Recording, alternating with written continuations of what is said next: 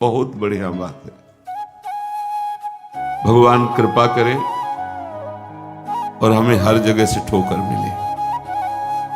ये बात विषयी पुरुष की समझ में नहीं आएगी। कोई हमें आदर न दे, कोई हमें अपना कहने वाला न हो, तो हमारा मन भाग पड़ेगा गोविंद की तरफ, क्योंकि ये बिना सहारा लिए चल नहीं सकता। हृदय का एक विषय है, वो किसी न किसी का सहारा लेके ही चलता है। किसी व्यसन का, किसी व्यक्ति का, किसी भोग का, किसी न किसी को देख लो आप हृदय से। बस इसके यही सहारे काटने हैं, काटने। और पूर्ण ये सब सहारे एक जगह पूर्ण हो जाए, भगवान का सहारा, लाडली जू का सहारा। जिसके पास न विद्या है, न कोई गुण है, न धन है, और न कोई सहारा देने वाला है, वो जिसकी तरफ देखता है सब ठोकर मार देते हैं। सबने जिसको त्याग दिया है, अगर वो कहीं संत कृपा से भगवान की शरण में आ जाए, ऐसा प्रभु की शरण ले ले, प्रसिद्ध गुण माश्रित सुजना, भगवान उसमें जो सुजन महात्मा जन है, उनमें जो गुण होते हैं वो सब भर देते हैं उस शरणागत में। दिव्यता आ जाती है और विश्व विख्यात उसे कर देते हैं। ये भगवान का शरणम यम तेपी प्रसिद्ध गुणमाश्रित सुजना विमुक्तास्तम। जो बिल्कुल गुणहीन था, धनहीन था, विद्याहीन था, सब ठोकर मारते थे, कोई सहारा देने वाला नहीं था। ये सब इस मानो ये हमारे ही जीवन की बात कही जा रही है। हम सब अगर आप भ्रम से मान रहे हैं कि आप में कुछ, अपने तो इस जीवन जो लिखा है वही जीवन था, कुछ किसी योग के नहीं, तो क्या कह रहे? जब भगवान की वो शरण में आया तो सारे वो गुण भर दिए भगवान ने जो एक दिव्य महात्मा में होते हैं। और क्या किया? उसे विश्व विख्यात कर दिया। और क्या किया?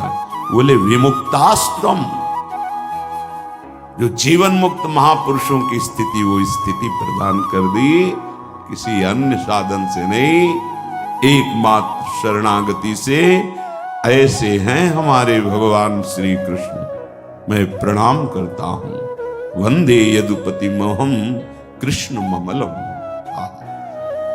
निर्मल बना करके जीवन मुक्त परमहंसों की स्थिति प्रदान कर भगवान को देने में कोई दुर्लभ बात है क्या? शरणागति। हे मत भटको इधर उधर। शरणागति बहुत जोर का विषय है, ये समझना है। भगवान कहते हैं क्या करना है, क्या नहीं करना है, अब तुम्हारे ऊपर ये भार नहीं रहा। बहुत ध्यान से सुनोगे तो आनंद आ जाएगा। तुम्हें ये बात कोई समझाएगा भी तो नहीं समझ में आएगी कि अब तुम्हारा कल्याण नहीं होने वाला। अरे ऐसा ऐसा करे तब जीवन मुक्त होता है। आपको विश्वास नहीं मानना, यहां बात सुनो, उसको बैठा लो। क्या करना है, क्या नहीं करना है, ये तुम्हारी जिम्मेवारी खत्म। अब वो क्या कराना है, कहां पहुंचाना है, ये जिम्मेवारी प्रभु की हो गई, क्योंकि आप शरणागत हो। बिल्कुल बैठा लेना हृदय में, कभी डरना नहीं, कभी संशय मत करना। बहुत सुंदर मनन की हुई बात कह रहे हैं। स्वयं भगवान की शरणागत हो जाना संपूर्ण साधनों का फल है, सार है। बस शरणागति को समझना आगे पूरे विवरण में आएगा, विस्तृत रूप से है कि क्या शरणागति का स्वरूप है। शरणागत हो जाना प्रभु के संपूर्ण साधनों का फल है, सार है। जैसे भक्ति के 9 विशेष स्वरूप है श्रवणम कीर्तनम स्मरणम विष्णुपाद सेवनम अर्चनम वंदनम दास्यम सख्य। पर ये जो नवा है ये अष्ट भक्ति का फल है आत्मसमर्पण, आत्मनिवेदनम, आत्मसमर्पण। अपने आप को प्रभु के हवाले कर देना, अंदर से हृदय से। आप ये ऐसा वो परिस्थिति पैदा कर देते हैं या ऐसा ज्ञान दे देते हैं, दोनों बातें हों।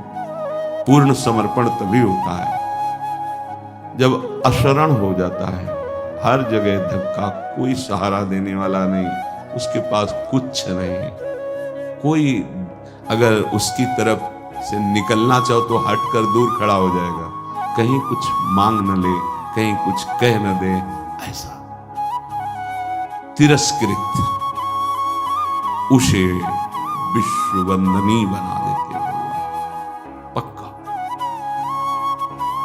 केवल शरणागति बहुत बड़ा स्वरूप है शरणागति का। ये संपूर्ण साधनों का सार है। शरणागत भक्त को अपने कल्याण के लिए कुछ भी करना शेष नहीं रहता। सुनते जाना, जैसे पतिव्रता शरीर श्रृंगार करती है पति के लिए, पूरे ग्रह की टहल करती है पति सुख के लिए, उसकी एक एक चेष्टा केवल अपने पति के लिए होती है। यहां तक कि वो पूरे कुटुंब का, वो पुत्र पुत्री सबका पालन पोषण केवल पति प्रसन्नता के लिए करती है। ठीक बस ऐसे ही शरणागत का स्वभाव बन जाता है। उसकी शरीर की सारी चेष्टाएं प्रभु को समर्पित, सारी इंद्रियों की चेष्टाएं प्रभु को वो शरणागत है।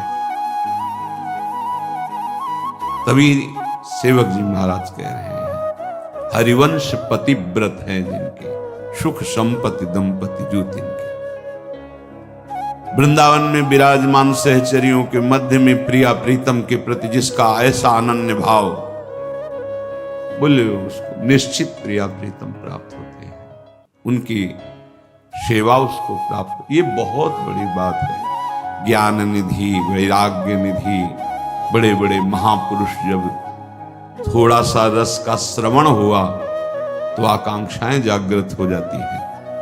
हरिराम व्यास जी जिसे पद में कह रहे हैं, किशोरी तेरे चरणन की रज पाऊं, बैठी रहूं कुंजन के कोने, श्याम राधिका गाऊं। जो रज शिव सनकादिक याचत, जिस रस के किनका को श्रवण करके याचना करते हैं कि अगर रज मिल गई तो प्रेम मिल जाएगा, प्रेम मिल गया तो प्रिया प्रीतम मिल जाएगी। ज्ञान समुद्र है भगवान शिव, ब्रह्मा जी परम ज्ञान समुद्र है। संपूर्ण सृष्टि का सृजन, ज्ञान विज्ञान उन्हीं की तो देन है। शरणागत भक्त शरीर को सुखपूर्वक रखता है, नहाना धोना कपड़ा वस्त्र। कैसे? जैसे एक पतिव्रता अपने शरीर को सजाती है, उसका उद्देश्य क्या होता है? पति को सुख देना। पति देखेगा प्रसन्न होगा। ये हमारे परम पति का दासत्व है। गर्व से जैसे वो मांग भरती है, मंगल सूत्र धारण कर, ऐसे ये तुलसी जी, ये हमारा मंगल सूत्र है हमारे प्रीतम परम पति के लिए। ये जैसे ये हमारा सुहाग है। किसी के एक प्रीतम होते हैं तो ठसक में घूमती है, हमारे तो दो दो प्रीतम, प्रिया और प्रीतम दोनों, बिहरत दो प्रीतम कुंज, ये हमारे दो। उस शरीर को लेकर के कि जैसे कोई बाहरी देखे पोशाक धारण किए हुए है, खुशबू आ रही उसके शरीर से, इत्र लगा हुआ है स्वामिनी की प्रसादी, और पान पाए हुए स्वामिनी का पान हो रहा है। जैसे हम पात्र मार्जन करके श्री जी की सेवा में लगाते हैं, अब ये शरीर श्री जी की सेवा का पात्र है। मैं करके भोगों में उतारना निंदनीय है, त्याज्य है, लेकिन श्री जी को समर्पित ये शरीर, चाहे गृहस्थ हो चाहे विरक्त, अब वो उसी तरह से प्यार दुलार लायक है जैसे हम ताम्र पात्र को मार्जन करके पवित्र स्थान में ऊंचे पे रखते हैं। क्यों? क्योंकि ये श्री जी की सेवा में आएगा, तो ये श्री जी की सेवा पात्र होगा। शरणागत का चिंतन कैसा होता है? इसीलिए तुम बाहरी त्याग तो देख सकते हो, लेकिन आंतरिक समर्पण नहीं देख सकते हो।